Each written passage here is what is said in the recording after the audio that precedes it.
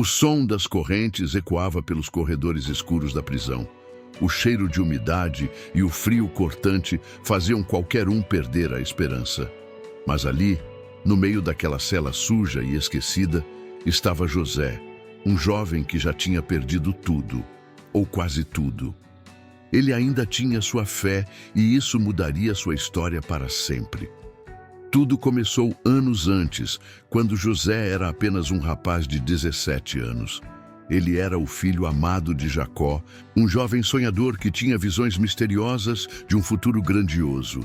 Mas o que ele não sabia era que seu destino passaria primeiro pela traição, pelo sofrimento e pela humilhação.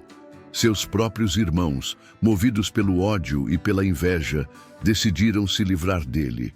E num dia que parecia comum, José foi arrancado de sua família e jogado dentro de um poço escuro. O desespero tomou conta do seu coração. Ele gritava, pedia ajuda, mas a única resposta que recebia eram os olhares frios de seus irmãos. Mas o pior ainda estava por vir. Em vez de matá-lo, eles o venderam como escravo para uma caravana de mercadores que passava. José foi levado para um lugar totalmente desconhecido, o Egito. Agora, de filho amado, ele se tornava um simples servo. Seu coração doía, sua mente tentava entender. Onde está Deus? Por que ele permitiu isso? Mas mesmo sem respostas, José não desistiu. No Egito, foi comprado por Potifar, um oficial do faraó. E mesmo sendo escravo, ele se destacou. Tudo o que tocava prosperava, e logo passou a administrar toda a casa de seu senhor. Parecia que sua sorte finalmente estava mudando, até que uma armadilha quase destruiu sua vida. A esposa de Potifar tentou seduzi-lo. José, fiel a Deus, recusou. Mas ela, furiosa, o acusou de um crime que ele não cometeu. Sem chance de defesa, José foi jogado na prisão. Agora, além de escravo, ele era um prisioneiro, um criminoso condenado por algo que não fez. O que restava para ele? Os dias passavam lentamente. O tempo na prisão parecia eterno. Mas José não desistiu.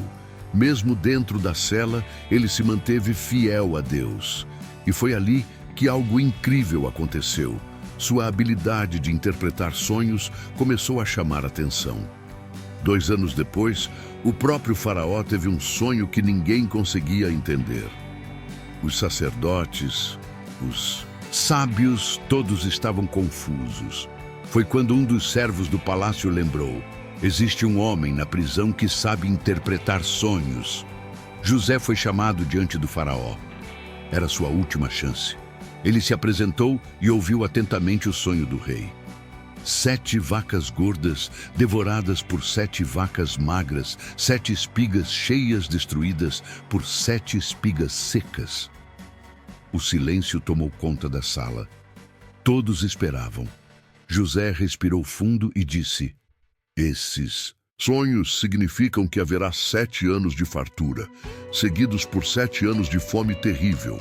O Egito precisa se preparar. O faraó ficou impressionado. Aquele homem que veio da prisão estava dando a ele a resposta que ninguém mais conseguia. E então, em um momento inacreditável, José passou de prisioneiro a governador do Egito.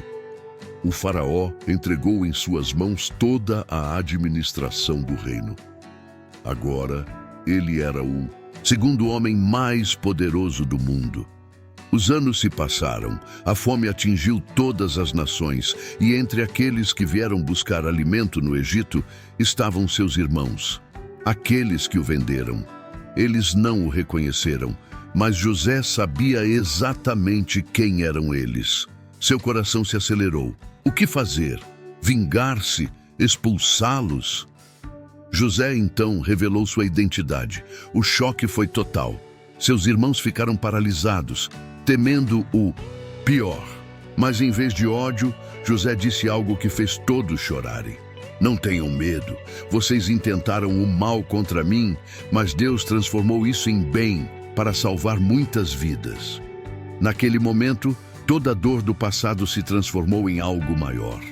José entendeu que cada lágrima, cada injustiça, cada momento de sofrimento foi parte do plano de Deus.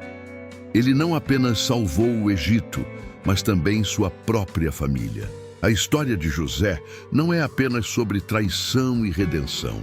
É sobre fé, resiliência e a certeza de que mesmo quando tudo parece perdido, Deus tem um propósito maior. Porque no fim das contas, o que parece ser o nosso fim, pode ser apenas o começo do plano de Deus.